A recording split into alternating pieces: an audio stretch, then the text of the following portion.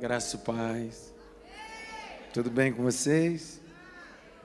E eu queria te convidar a abrir a Bíblia comigo, Josué, por favor. Josué, capítulo de número 20. Vai, Corinthians é ótimo. Quero ver até o final se ela vai estar assim. Eu queria, enquanto você procura o texto de Josué 20, parabenizar pelos 14 anos de tantas histórias e coisas importantes que Deus tem feito por esse ministério e através desse ministério. E que bom que Deus entregou esse ministério na mão de gente séria, gente comprometida com o reino e com a verdade. Vocês têm o privilégio de ter uma família pastoral que não é só uma interpretação de plataforma, mas uma família que vive o evangelho à mesa e no particular. Quero deixar aqui público minha admiração, meu respeito ao apóstolo César Tavares, Bispo Ingrid, esse casal especial. Meu desejo, vocês sabem que tem uma coisa que eu não sou demagogo mesmo, mas meu desejo e minha oração é que vocês continuem sendo quem são de verdade, sem máscara, sem fantasia, porque a igreja brasileira precisa de líderes de verdade como vocês. Eu queria muito que vocês aplaudissem Jesus pela liderança dessa casa aqui, por favor. Faça isso. Muito amor. Isso.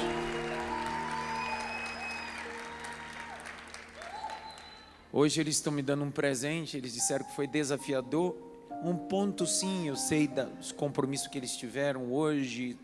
Nós somos da Zona Norte de São Paulo, eles atuando em seus trabalhos em tantos lugares, para estar aqui comigo hoje, mas para nós é um privilégio. Estou acompanhado da IMAF Music, o Ministério de Louvor local, que veio me acompanhar, me ajudar hoje. Então nós estamos aqui hoje. Josué capítulo 20. Eu queria pedir, será que dá para acender um pouquinho a luz, não? Eu sou meio cegueta, né? Josué 20. Verso de número 1 a seguir. Josué 20, 1 a seguir. O Senhor disse a Josué: diga aos filhos de Israel que estabeleçam as cidades de refúgio, como lhe ordenei por meio de Moisés, para que todo aquele que matar alguém sem intenção, acidentalmente possa fugir para lá. Proteger-se do vingador, da vítima, ou vingador do sangue. Quando o homicida involuntário fugir para uma dessas cidades, ficará em pé à porta da cidade, declarará tudo que fez às autoridades daquela cidade, e eles o receberão e lhe darão um local para morar entre eles. Caso o vingador da vítima persiga, eles o entregarão. Entregarão? Entregarão? Não entregarão. Porque uma vez que você está na cidade de refúgio, o vingador do sangue não entra. Pois matou o próximo por acidente, não foi por intenção. 6. Contudo, ele terá que permanecer naquela cidade até compadecer o julgamento diante da comunidade, até morrer o sumo sacerdote que estiver servindo naquele período. Então poderá voltar para a sua própria casa, a cidade de onde fugiu. 7. Assim eles separarão. Quedes é a primeira cidade, na Galileia, nos montes de Naftali. Siquém é a segunda cidade, nos montes de Efraim. Kiriat Arba, que é de Hebron, nos montes de Judá. Do lado leste do Jordão, perto de Jericó, vai se estabelecer Bezer, do planalto do desértico da tribo de Rubem. Ramote, em Gileade, da tribo de Gade. E a última e a sexta cidade, Golã, em Bazã, da tribo de Manassés. O último verso que a gente vai ler é o 9. São essas as cidades estabelecidas para quais poderei fugir. Um israelita, mas não só um israelita, também um estrangeiro, porque o direito não é só de israelita, são de estrangeiros que reconheceram que tem uma cidade de refúgio, lugar de recomeçar, lugar de reconstruir, lugar de sonhar, lugar de estar protegido. Pegue na mão de alguém e diga para ele assim: há 14 anos esse lugar é uma cidade de refúgio para você. Será que você pode aplaudir Jesus por isso?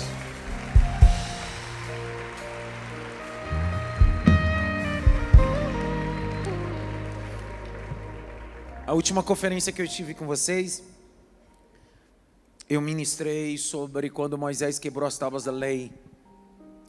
Depois eu ministrei no aniversário do apóstolo aqui e caprichosamente era o dia da reforma protestante e eu aproveitei sobre Deus estar levantando reformadores.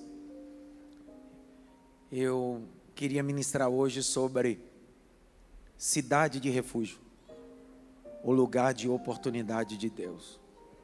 Olhe para mim, eu não queria ser prolixo como nunca sou, mas penso que em 15 minutos eu falo e a gente vai embora.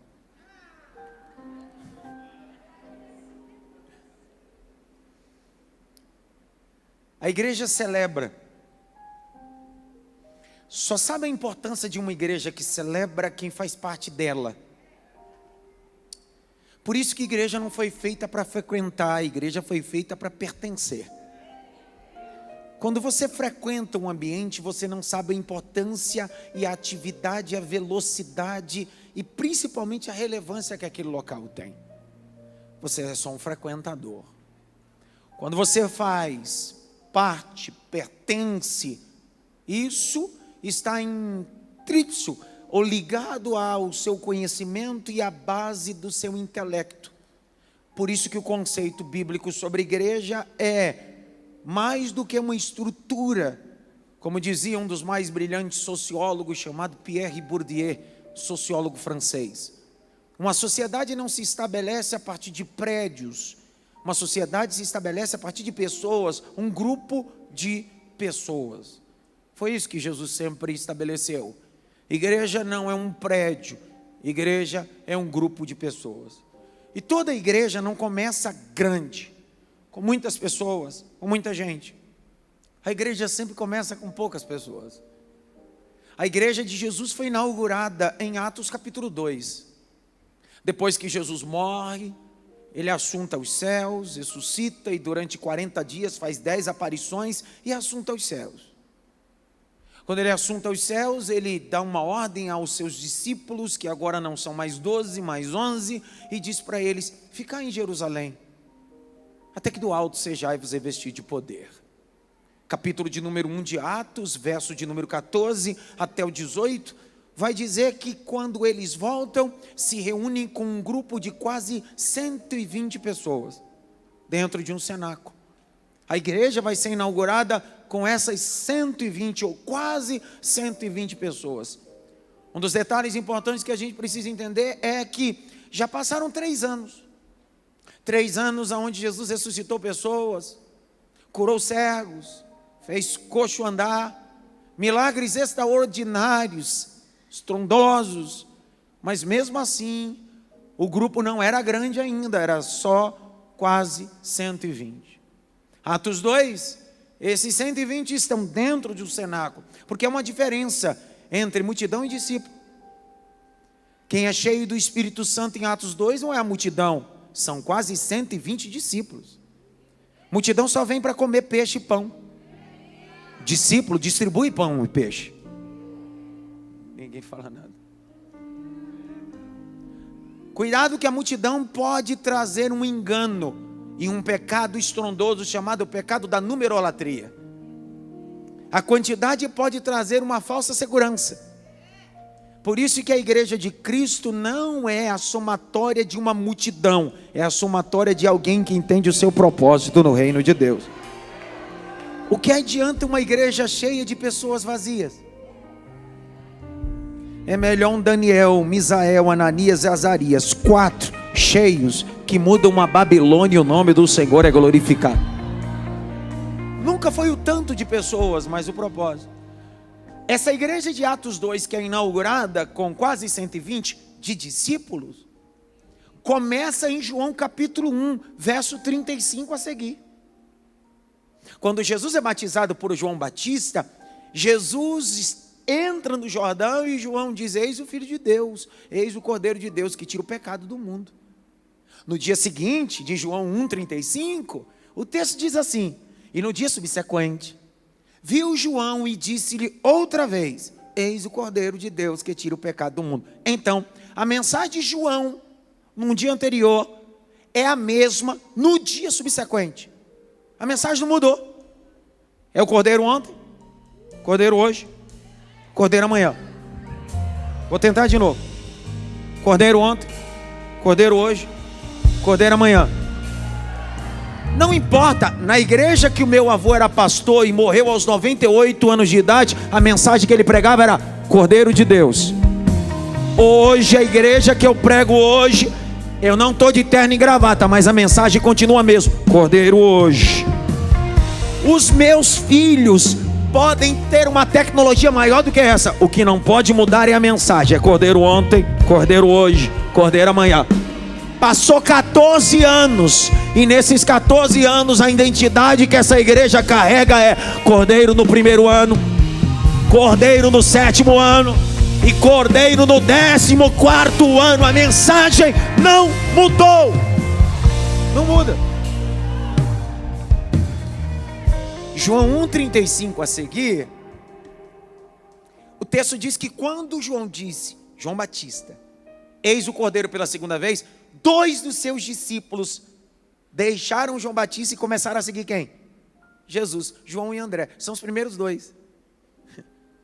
Então a igreja de Jesus, que é o prólogo, não começa com a multidão, começa com 2 discípulos.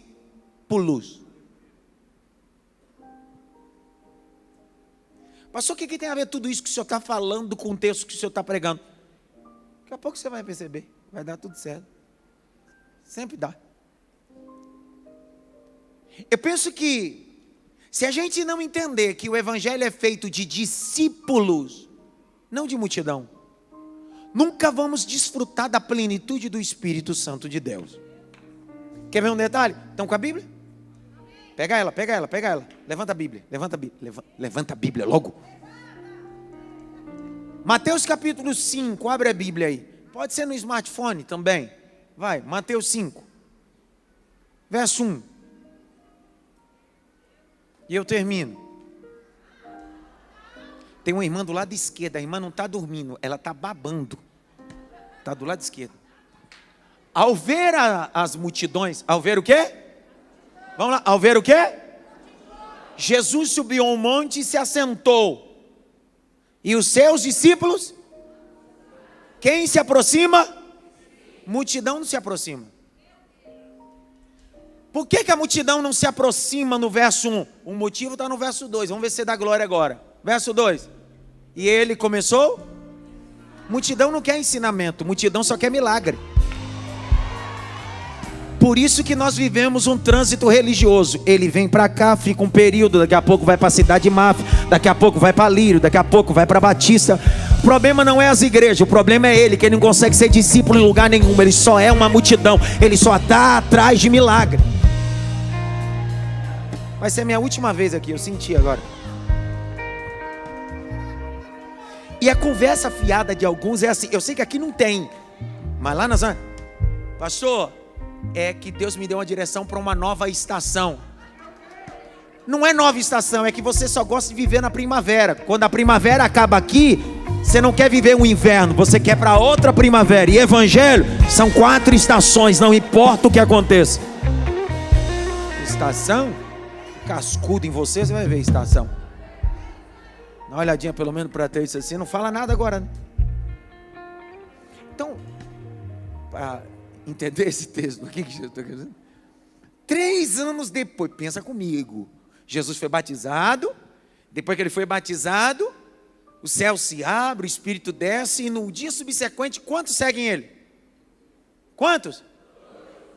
3 anos depois que ele curou Lázaro, ressuscitou o filho da viúva de Naim. Imagine todos os milagres. Segundo Mateus, Marcos, Lucas e João, existem 35 milagres registrados. Segundo o último capítulo e último versículo de João, do texto de João, diz que se fosse registrar todos os milagres, não caberiam nos livros. Então imagine que 3 anos depois, Jesus fez tanto milagre que no livro não deu para registrar. Só que no dia que ele morre, ressuscita, antes dele assunto aos céus, o máximo que ele conseguiu reunir foi quase 120 discípulos. Porque é sempre mais fácil ajuntar multidão do que discípulo.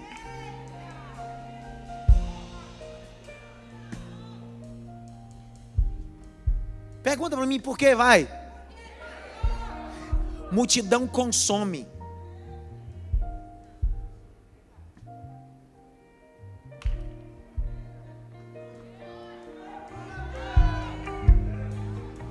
Multidão é consumista, é dopamina.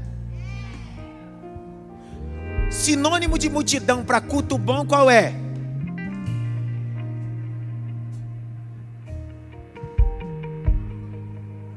Qual é o sinônimo de multidão para culto bom? Como é que ele define culto bom para ele? Culto que ele sente. Cara, mas eu senti. Quer dizer que culto bom é o que você sente. Culto bom é aquele que você não sente, que ele recebe. Deu vontade de falar uma coisa, mas não posso, cara. Já vai?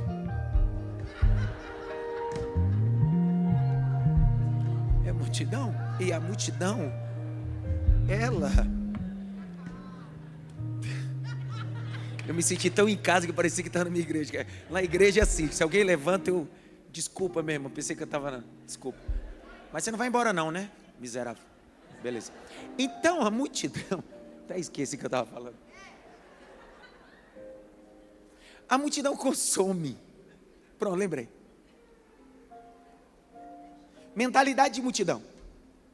Quando você vem para o culto e traz um amigo, quando termina o culto, o que você pergunta para esse amigo? Mas o culto é para ele? Então não tem que saber se é bom, se ele gostou, nem nada. Porque tudo aqui é por ele, para ele, são todas as coisas.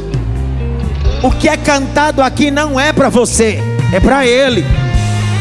Mas eu não gosto deste estilo. Salmo de número 150. Todos os ritmos adorem ao Senhor. Só porque você veio do pagode, aí você acha que na igreja tem que ser o que você gosta.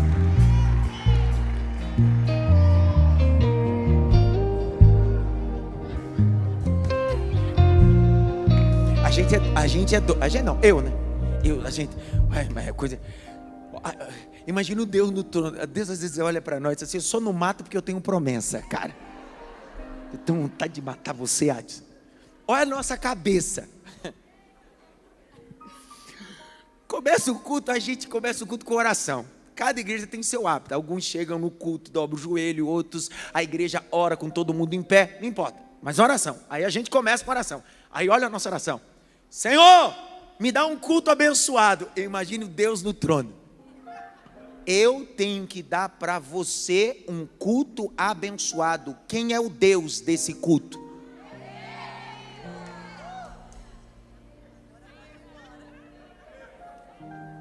E a gente é tão Deus do culto que quando acaba o culto, qual é a oração que a gente faz? Senhor, muito obrigado pelo culto.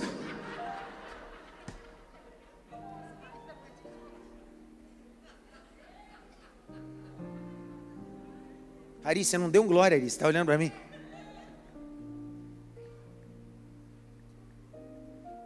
Por isso que quando o texto de Josué capítulo 20 se abre essa noite, minha missão nesses próximos 15 minutos é te apresentar que na cidade de refúgio, você só tem um motivo: é agradecer por tudo que Ele fez por você e por mim. Segundo Deuteronômio, segundo Êxodo, livro do Shemote, o Senhor estabeleceu através de Moisés, dizendo a Moisés, capítulo 35: através de ti eu vou estabelecer cidades de refúgio, cidades que iam dar guarida a homens ou mulheres ou pessoas que cometeram delitos involuntariamente. No campo jurídico, como no primeiro século, Marco Túlio, que é o pai do direito, o homem romano, diria que todo homem responde pelos seus deveres. E se o homem responde através dos seus ou pelos seus deveres, é o conceito aqui. E subdividindo o conceito sobre o magistrado, a gente precisa entender que o texto de Josué capítulo 20 vai falar pelo menos de 2 tipos de crime: culposo e doloso. Até aquele exato momento, segundo a lei mosaica, é olho por olho, dente por dente. Segundo Gênesis capítulo 9, se matou, morre. Se feriu, vai ser ferido. Então não é sobre intenção. Fez, paga. Só que lá vem Deus através de Moisés dizendo: quando vocês chegarem na terra que manda leite e mel, vocês vão estabelecer 6 cidades de refúgio que ficarão às margens do Jordão. Mas da onde? Da onde? Como é que a igreja começou? Com quantos? Com quantos? Quando Jesus estava passando nas margens da onde? Tá bom, fechei, voltei. Ele disse: nas margens do Jordão você vai colocar. Você foi esquentar leitinho para a menina, foi? Foi esquentar leite para ela? Isso que é um pai. Aplauda Jesus pela vida dele, cara. Orgulho de você, cara. Eu nunca duvidei de você, cara. Eu vou até te dar um livro, seu miserável.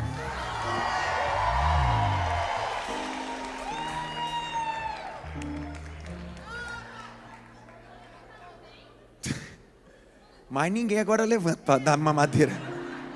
Já vai virar moda. Então, nas margens do Jordão você vai colocar cidades de refúgio. E é o seguinte: como é que alguém poderá ter direito de entrar nessas cidades de refúgio? Simples. Alguém que cometeu um delito sem intenção, culposo, não doloso. Ainda que alguém não esteja familiarizado com o conceito ou com a linguagem jurídica, que pareça que a expressão crime culposo é alguém que tem culpa, é o contrário. Crime culposo é alguém que não planejou, não premeditou esse crime. Então, o direito de entrar em uma dessas cidades é alguém que fez, mas fez sem intenção. Alguém que premeditou, alguém que planejou, alguém que arquitetou isso, não tem direito de entrar, porque a cidade de refúgio não é para inocente, é para culpado, mas alguém que fez sem intenção. Uma das coisas que a gente precisa entender é que essa cidade de refúgio não tem ninguém aqui inocente. Isso aqui não é ambiente de inocente, isso é ambiente de gente que tem erro. Gente que cometeu delito, gente que cometeu desvio, mas todos os dias a porta da cidade de refúgio está aberta. Tem gente que chegou aqui com o casamento à beira do fracasso, coração à beira do fracasso, em um culto que parecia que não era nada, mas de repente a porta da cidade de refúgio se abriu, você entrou, casamento foi restaurado, vida foi restaurada e o nome do Senhor foi glorificado. Só que temos um problema, e eu vou caminhando. Imagine 2 indivíduos no campo. Vou dar um texto básico, abre comigo por favor, Números, abre comigo. Números não, Deuteronômio 19, versos 5 e 6. Deuteronômio 19, 5 e 6. Qual era o indivíduo que tinha direito sobre isso? Vou dar um exemplo. Põe na tela. Por exemplo, se um homem for com seu amigo cortar lenha na floresta e, ao levantar o machado para derrubar uma ave, o ferro se soltar e atingir seu amigo e matá-lo, ele poderá fugir para uma daquelas cidades. Que cidade? Que cidade? Aí olha o texto, verso seguinte: do contrário, o vingador do sangue poderia persegui-lo e, enfurecido, alcançá-lo. Caso a distância fosse longa demais, poderia matá-lo, e muito embora este não merecesse morrer, pois não premeditou a morte do seu próximo com rancor. Estão comigo, sim ou não? Estão mesmo? Cadê um obreiro? Sobe aqui um obreiro para me ajudar. Homem, vem logo, cara. Vem, isso. Olha para lá.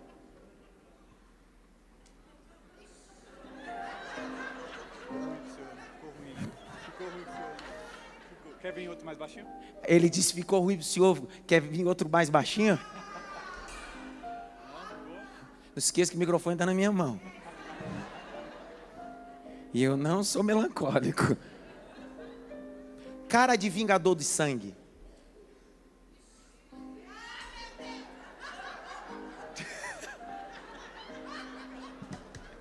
Feio esse vingador do sangue, né? Então vamos lá. Imagina, trazendo o texto. Imagina que eu e ele somos brother. E eu tenho um machado. E nós estamos na floresta. Estamos, segundo o texto está dizendo, que eles estavam cortando lenha. De repente, o machado se solta. E escapando, bate na cabeça dele e ele morre. Só que ele é meu amigo. Eu não fiz isso por intenção. Foi sem intenção. Entretanto, segundo a lei, olho por olho, dente por dente, o que eu merecia? Morte. Só que agora eu estou na cidade eu estou na terra que mana leite e mel, e na terra que mana leite e mel, segundo Josué capítulo 20, tem 6 cidades. Só que eu tenho direito de correr para uma dessas cidades. Fica aqui.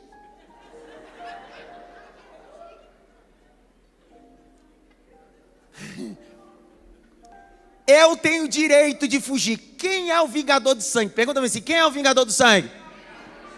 O vingador do sangue é o irmão dele. Porque o papel dele é vingar o sangue do irmão. Por isso ele é chamado de vingador do sangue. Então ele não quer saber se foi por intenção ou não intenção. O que ele quer é vingar. É olho por olho. Vai adiantar eu explicar para ele que foi acidente? O que ele vai fazer? Então qual é o meu papel? É fugir. E o vingador do sangue.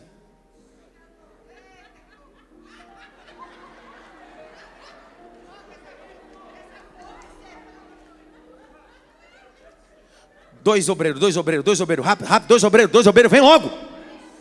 2.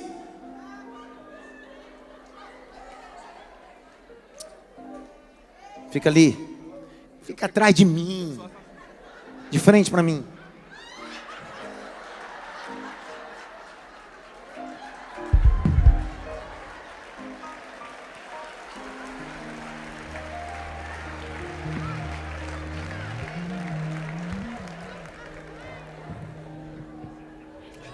Fica ali, vingador dos... Fica ali!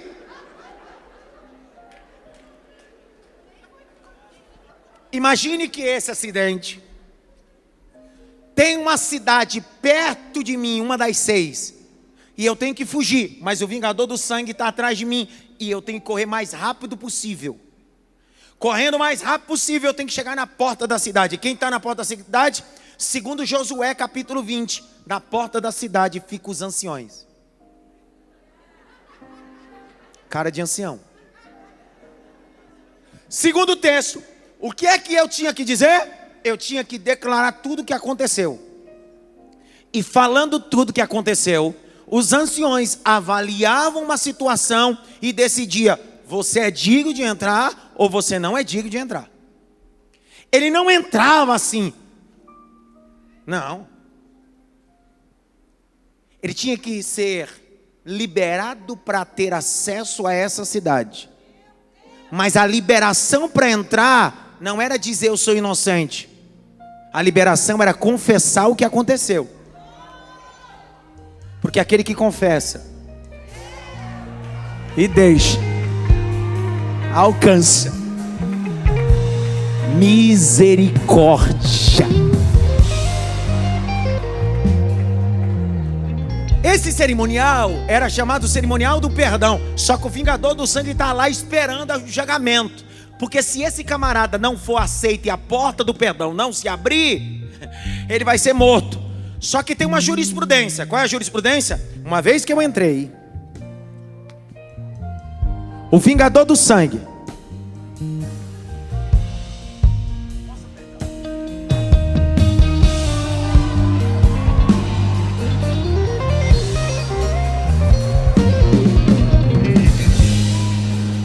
pastor, o que é isso? Volta aqui. Uma vez que eu estou dentro da cidade refúgio, não estou protegido por mérito. Não é o tanto que eu oro, não é o tanto que eu jejuo, não é o tanto que eu sou santo. Eu só estou protegido porque a cidade é cercada, porque os muros são fortes e não tem nenhum principado, nenhuma potestade, nenhuma acusação que vem entrar, porque aonde abundou o pecado, pega o peso dessa palavra, rapaz. Cidade de refúgio, lugar de recomeço.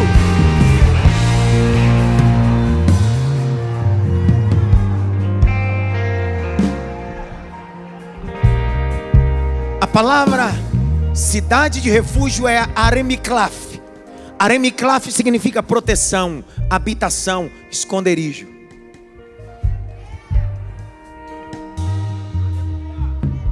Existem duas expressões hebraicas. Uma é terrilim e outra terrilá. Terrilim é louvor, são os salmos 1 a 150. Terrilá, canção espontânea. Quando se entrava aqui, alguém cantava um terrilim, porque estando nessa cidade de refúgio entende que só foi Deus que fez isso. Salmo 46 verso 1, põe na tela, vou tentar ler aqui para ver se dá glória. Salmo 41 verso 1, 46 1, vai logo. Deus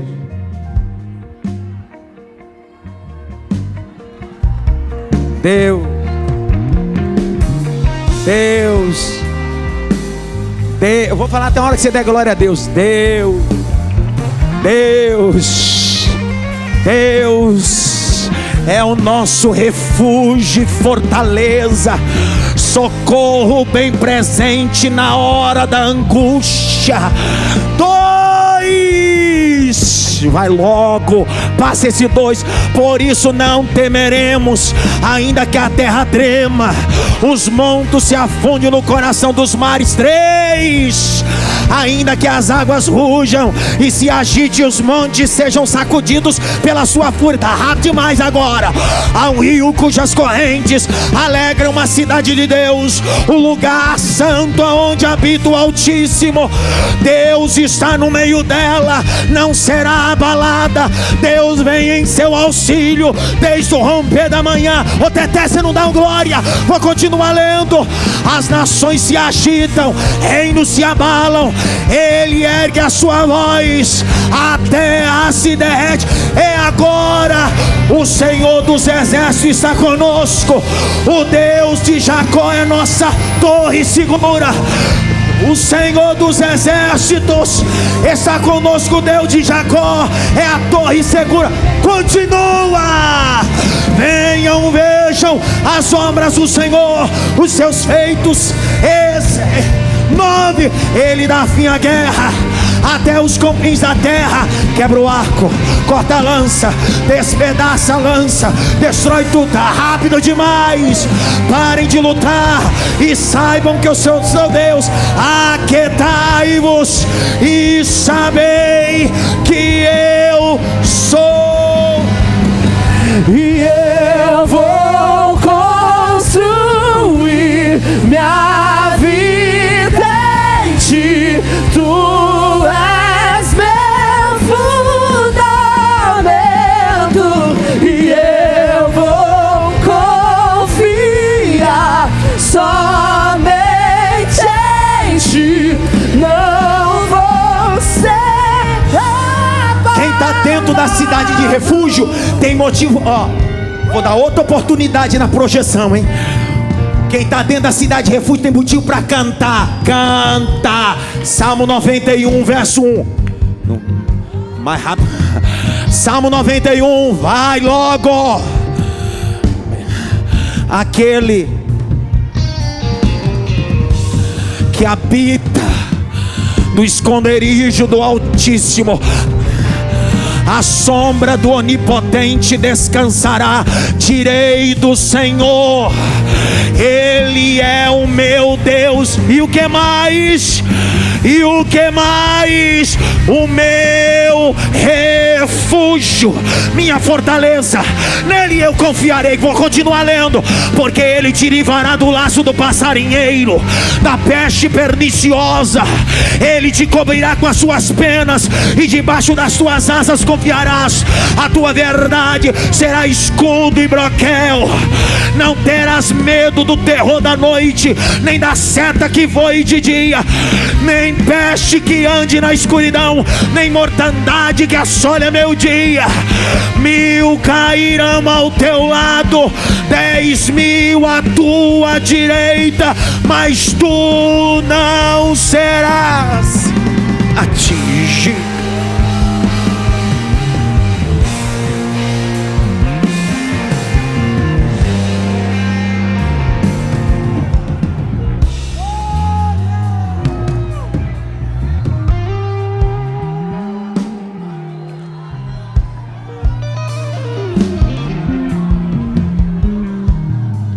Não é o tanto que eu orei, não foi o tanto que eu ofertei, não foi o tanto que eu dei dízimo, foi o tanto que Ele me perdoou. Nunca foi o meu mérito, sempre foi o mérito dEle. Tudo foi Ele, nunca fui eu. Eu fecho.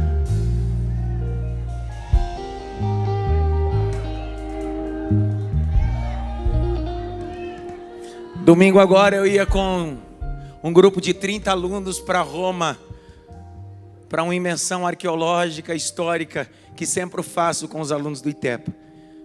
E nós íamos para Roma, de Roma, Israel, mas infelizmente, devido aos rumores de guerra e todas as fatalidades, tivemos que adiar. E tem um fato importante que eu sempre digo com os alunos lá em Roma. E eu penso que isso faz... Eu não sei para que vocês saíram daqui. Eu estou dentro da cidade de refúgio. Eu estou pregando dentro da cidade de refúgio. Entendeu? Eu estou dentro da cidade de refúgio. Eu não sei porque a cidade de refúgio está indo embora.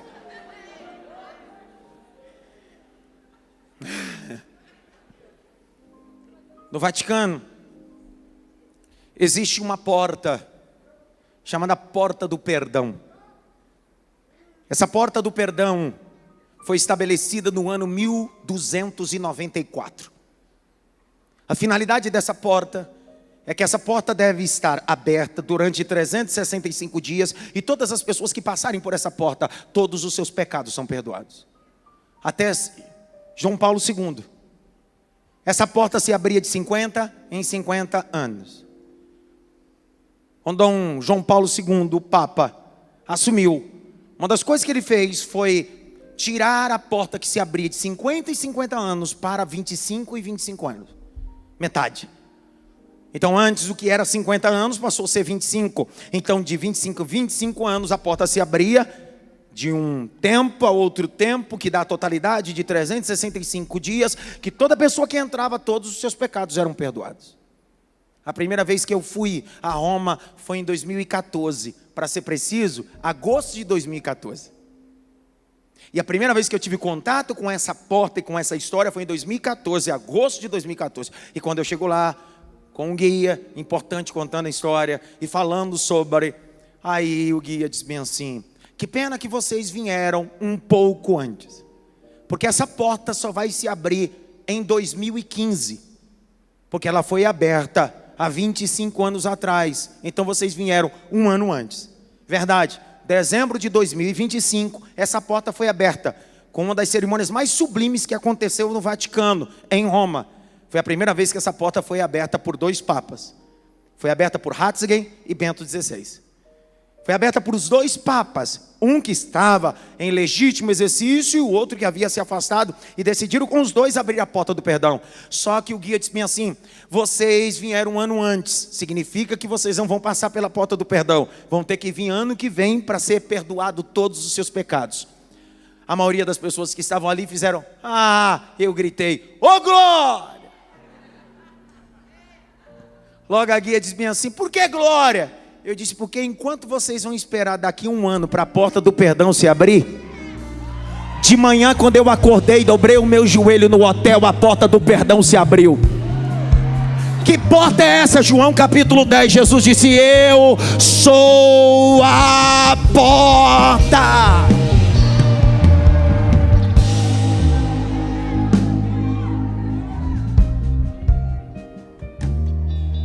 Vem me pegar.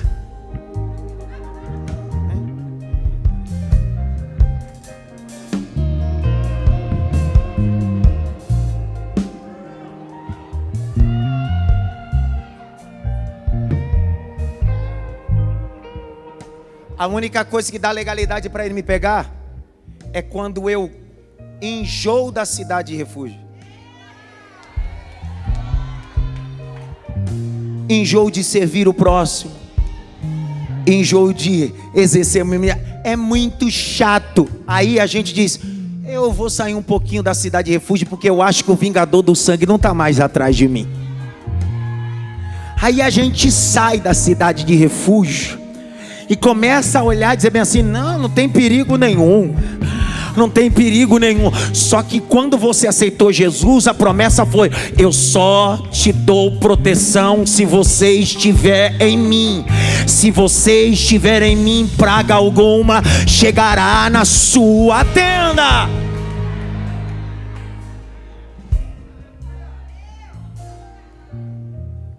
Eu conheço gente que enjoou da cidade de refúgio, saiu para passear um final de semana e nunca mais voltou.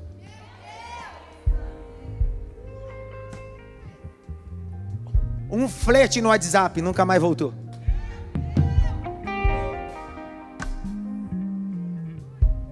Há uma mensagem de Deus para você: cidade de refúgio, lugar de proteção, nunca saia. Termino dizendo para vocês: quando é que eu tinha direito de voltar para minha cidade natal? Você leu comigo, Josué capítulo 20. O texto diz: quando o sumo sacerdote da minha cidade acontecesse o quê? Morresse. Então, se ele morresse, eu tinha direito de voltar para minha cidade natal. Eu só posso voltar para minha cidade natal se o meu sumo sacerdote morrer. Enquanto meu sumo sacerdote não morre, eu fico nessa cidade de refúgio. Eu conheço um sumo sacerdote que morreu. E no dia que ele disse: eu vou morrer, mas fica tranquilo, não se turbe o vosso coração. Credes em Deus, credes também em mim. Na casa do meu pai há muitas moradas. Se não fosse assim, eu vou-lhe teria dito: aonde eu estiver, você também estará. Quando o sumo sacerdote morria, eu podia sair. Só que quando eu saísse, para que o vingador do sangue não me matasse, 2 testemunhas, que eram 2 anciões. Isso é uma mitzvot, um cerimonial. Durante 7 dias eu tinha que caminhar na minha cidade natal, fazer as atividades comuns, mas esses 2 anciões que faziam parte da cidade de refúgio, onde eu fiquei escondido, vão caminhar atrás de mim. O vingador do sangue, toda a cidade vai olhar: ali está indo um homem que matou, mas foi absolvido e perdoado. Caminha atrás de mim. Ele ia na padaria, ia na faculdade, tudo que ele fazia durante 7 dias, quem ia atrás? 2 testemunhas. As pessoas olhavam e diziam assim: ó, voltou e ninguém pode acusar. Voltou e ninguém pode apontar o dedo. Por quê? Porque essas 2 testemunhas têm nome. E a próxima vez que eu vim aqui eu vou falar o nome dessas 2 testemunhas. Quer saber agora? Quer ou não quer? Sabe aquele carro que capotou e você ficou vivo? É porque essas 2 testemunhas estavam dentro do carro e você não viu.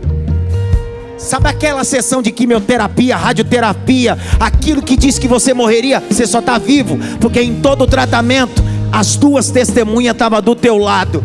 Sabe essa crise conjugal que tu passou, que parecia que esse casamento não seria salvo? É que você não viu que as tuas testemunhas estavam a todo momento atrás de você. Você é o resultado que Deus te deu uma nova oportunidade para recomeçar. Eu vou ler e vou dizer o nome das duas testemunhas. Salmo de número 23, verso 1 a seguir. Põe na tela logo. Salmo 23, 1 a seguir. Pelo amor de Deus, vai logo. O Senhor é meu pastor, nada me faltará. Deitar-me faz em verdes passos, guia-me mansamente a águas tranquilas. Refrigera minha alma, guia-me pelas veredas da tua justiça, por amor do teu nome. Ainda que eu ande pelo vale da sombra da morte, eu não temerei mal algum, porque eu sei que tu estás comigo. A tua vara, o teu cajado me consolam. Eu quero ver agora, tá? Prepara uma mesa perante mim na presença dos meus inimigos. Unja a minha cabeça com óleo e o meu cálice transborda. Olha o nome das tuas testemunhas, vem atrás de mim. Certamente que a bondade e a misericórdia me seguirão por todos os dias da minha vida, e eu habitarei na casa do Senhor. Será que tem alguém que pode glorificar Jesus aqui? Quantas cidades de refúgio tinha na antiga aliança? 6 é o número do homem. 7 é o número da perfeição. Um dia pegaram uma mulher, disseram: ela não tem direito à cidade de refúgio. Foi pega no ato de adultério, pedrada nela. Alguém disse: vamos aproveitar, matar 2 de uma vez só. Tem um aí que se acha Deus. Se ele for contrário à lei de Moisés, a mitzvot, nós apedrejamos ela e ele. Pegaram a mulher e levaram até Jesus. Bobinho eles. Acharam que estavam levando até um carpinteiro, mas estava levando até a 7ª cidade de refúgio. A cidade de refúgio estava fazendo uma petição, escrevendo na areia.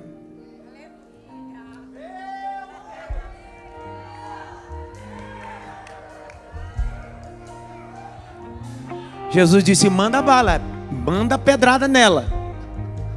Mas antes, aquele que não tiver nenhum pecado, atire a primeira e dá com força. Cada um pegou sua pedrinha aí, ó. Só que a cidade de refúgio não tem pecado, mas não tem pedra. Tem recomeço. Jesus levanta a cabeça e olha para ela e diz bem assim: se eles não te julgaram, eu também não vou te julgar. Vá e não peques mais. A mulher levantou e foi viver um recomeço de uma cidade de refúgio em Jesus Cristo. Você encontrou a cidade de refúgio em muitos cultos aqui. Este lugar foi refúgio para muita gente. Mas o melhor de tudo, foi esse lugar que te apresentou o maior refúgio de todos: Jesus Cristo. Será que você pode aplaudir Jesus?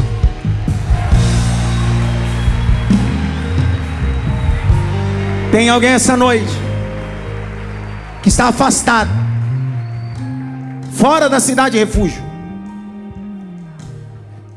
e quer correr para a porta? Vem logo, eu vou te dar a oportunidade. Tem alguém?